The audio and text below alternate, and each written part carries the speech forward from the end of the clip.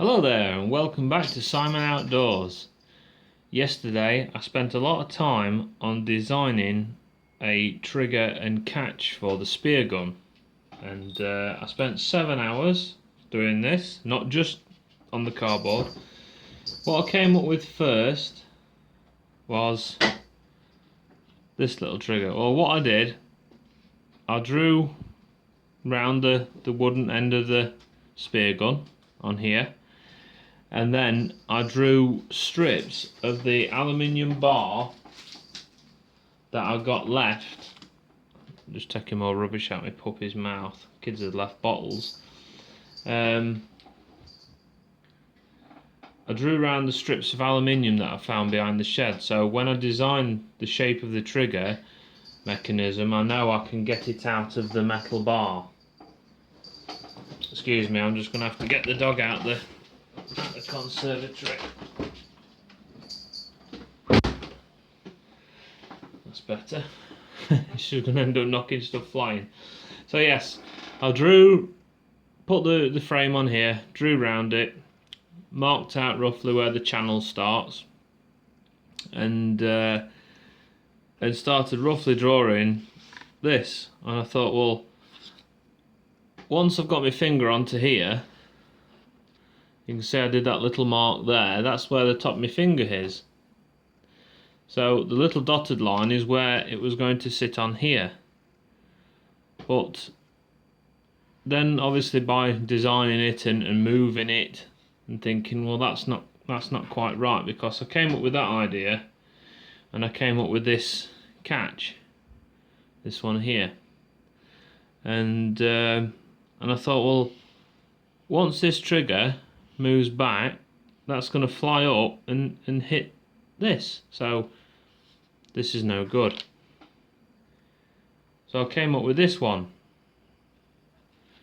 and I did have the hinge in here, and what I did is I put this cardboard on top of a cushion and used sewing pins to pierce the cardboard and to act as the hinge, so I could test it by, you know, pretending like I'm squeezing on the trigger and seeing how this would fly.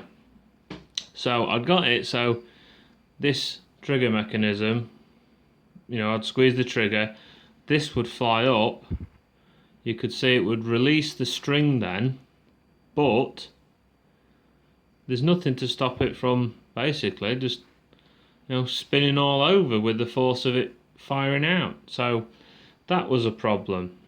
That was a problem with both the trigger and this piece, and also here I thought that's quite thin once I drilled that out to put a pin in, so I beefed it out a bit and I came up with this piece, and I came up with a very different trigger, which hinges there like that, and that just fits into that notch. So I obviously got it on a pillow, so I can't pierce the needles in to show you, but I can just do it by holding it. So I squeeze the trigger back, that won't move obviously. Then what it's done is, you can see here there's the gap now, so that with the weight of the string, with the pull of the string, this will then turn. You can see it clearing. I know my hand's in the way, I'm very sorry. I can't do this without my hand being there to move it. As you can see, it's going to release the string almost any time now, and then what it'll do when it fully releases, it'll strike the top of this cardboard, which will be part of the trigger mechanism, and it'll stop there. And then when I come to reload it and pull my string back, it'll hit this piece here, which will pull this back down. And I mean, it would keep going, but it'll hit the top of this one.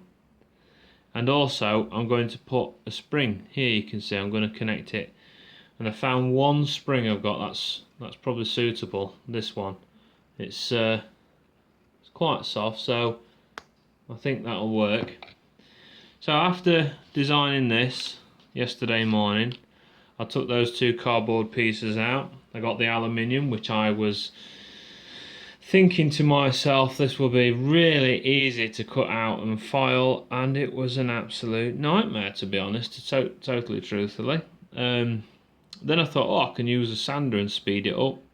That worked. Well, yeah, it worked all right, but I thought, what am I doing? I've got a bench grinder that I use for my knives. I'll get that out. That was absolutely rubbish. I don't know whether there's something, the motor's packing up on it, but it was terrible. So after, like I said, it's about 7 hours from drawing it on cardboard to getting this out. I got these pieces out.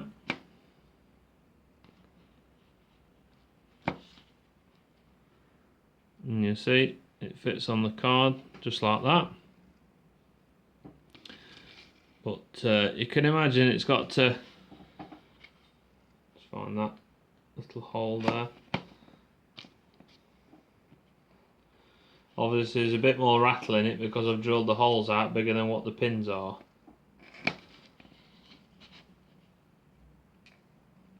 Well, it's not going to work with pins because I ain't got the cushion, so I don't know what I'm doing with that. But yeah, so like you've seen, it'll have a spring there drilled into there. I don't know where I've put that little spring now.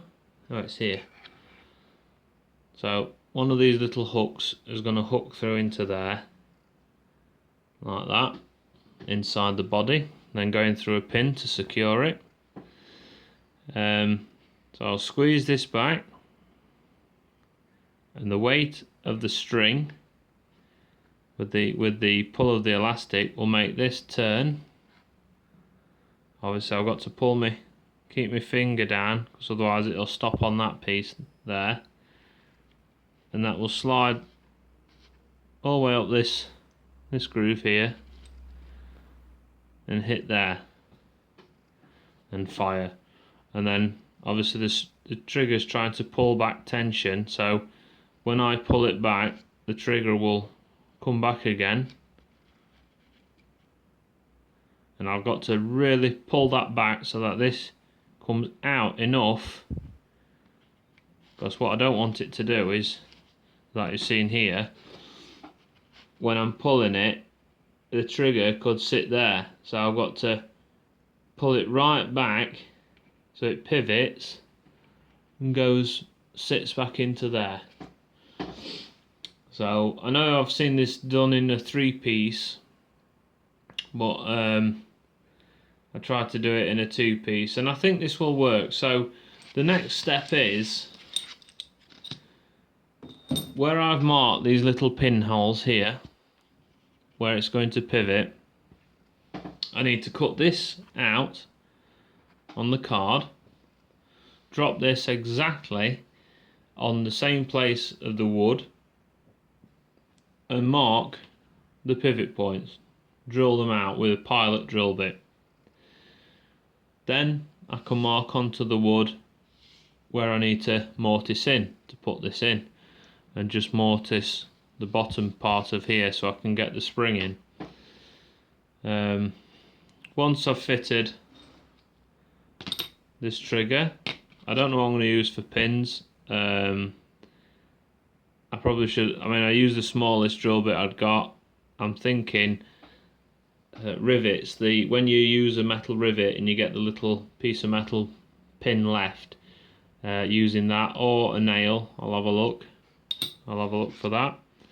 But once I've fitted that, then I can fit there'll be a little block I'll glue on here with a metal spring that'll hold the arrow down, the bolt.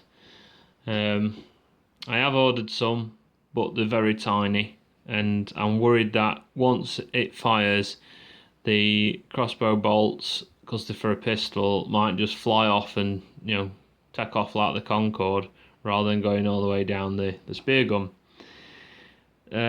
Buying proper crossbow bolts that are longer are expensive, and they're not long enough for this spear gun.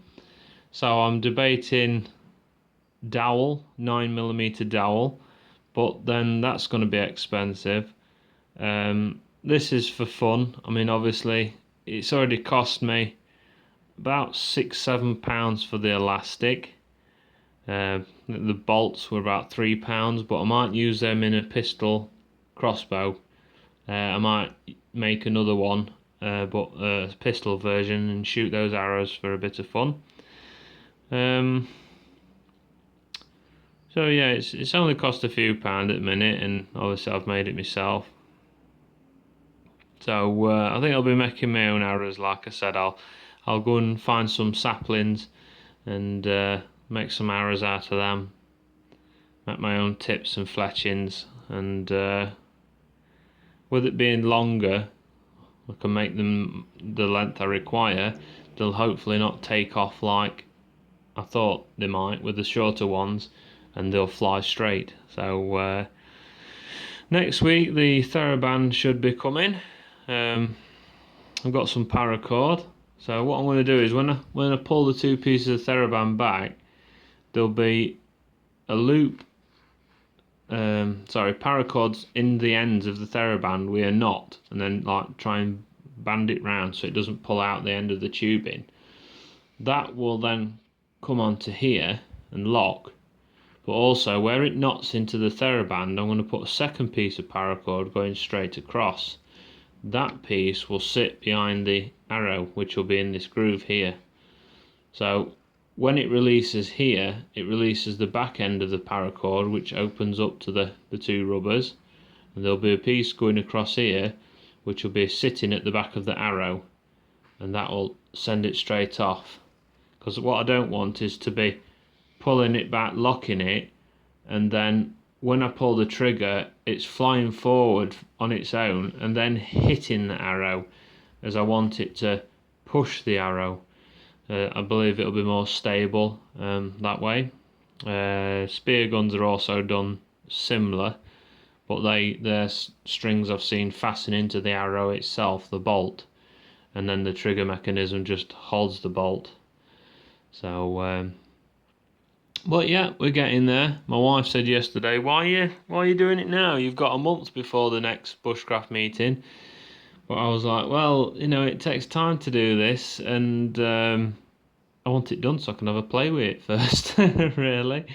So as you can see, I should have done this in pencil, so I could have rubbed stuff out and redrawn it on there. But I got there in the end, and I will believe this will work once I amortize out the stock and put that in there. It's a basic setup, but I mean, you can see that when it's in there pulling that way, because it wants to go that way, it can't. So the pressure points are going to be obviously this hinge there and that one there. So they want to be good sized pins. Otherwise, I don't know, maybe with the pressure of the TheraBand they might try and bend, or even with the softness of the stock, with it being pine, it might try to loosen it all up. But we'll see. It's trial and error. I'm inventing something myself. It's not a shop bought product. So if something goes wrong, I can only complain to myself. But that's where I've got to so far. So thank you very much for watching. Get into your shed, make yourself a spear gun or a crossbow or anything you want to. Yeah, you take care now. I'll see you later. Bye.